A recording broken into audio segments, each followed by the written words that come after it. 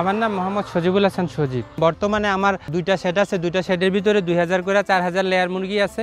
ACI গুজরাজ layer ফিডটা খাওয়ানোর কারণে আমার ডিমের পার্সেন্টেজ ভালো আছে, 90+ আছে এবং ডিমের সাইজ বর্তমানে আছে 65 থেকে 70 গ্রাম। কালারও অনেক পরিবর্তন আছে, অন্যান্য ফিড খাওয়াইলে আমি এরকম রেজাল্ট পাইতাম না, মাঝে মধ্যে ডিম ফ্যাকাশে কালার বা বিভিন্ন কালার হয়ে যেত।